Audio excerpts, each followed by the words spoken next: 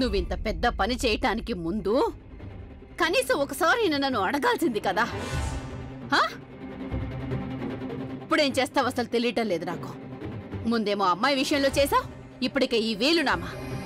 మతి కనిపోయిందా ఏంట్రా నీకు?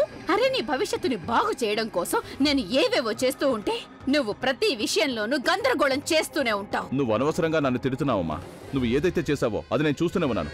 శివ ఇల్లొదిలి వెళ్ళిపోతున్నాడు, కానీ నువ్వే ఆపావు. ఎందుకు? ఉన్నట్టుండి మనసులో ప్రేమ పుట్టుకొచ్చిందా? ఏం చేయాలి నేను? నన్ను ఏం చేయమంటావు?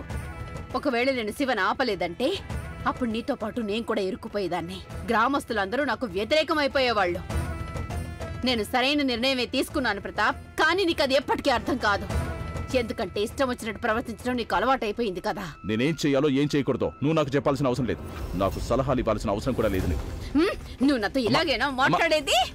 ఏం చేస్తున్నావు మనం? చేసిన దానికి నీకు శిక్ష వేస్తున్నాను నేను. నాకే గనక వీలైతే నేను నీ ప్రాణాలు తీసేసి ఉండేదాన్ని, కానీ నేనేం చేయను. నేను తల్లిని కదా. నువ్వు కొడుకు అయిపోయావు. నాకు చెడ్డవాడువైనా సరే కడుపులో దాచుకోవాల్సిందే. ఎందుకురా ఇలాంటి పనులు చేస్తున్నావు నువ్వు? ఆ శివ తను చేసే పనుల వల్ల అందరి దృష్టిలో ఎంతో గొప్పవాడైపోతున్నాడు, కానీ నువ్వు ఎందుకు పనికిరాని వాడిగా తయారవుతున్నావు.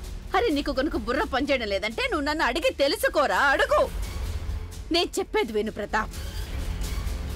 ఇప్పుడు నువ్వు ఎలాంటి పొరపాటు చేయడానికి వీల్లేదు.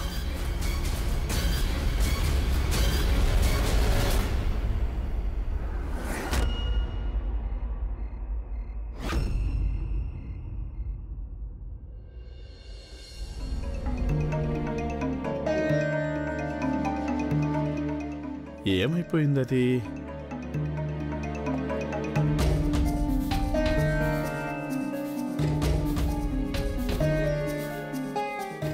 బహుశా గుమస్తా గారు లెక్కల ఫైల్ ఇవ్వడం మర్చిపోయినట్టున్నారు. నేనే వెళ్ళి తీసుకుంటాను.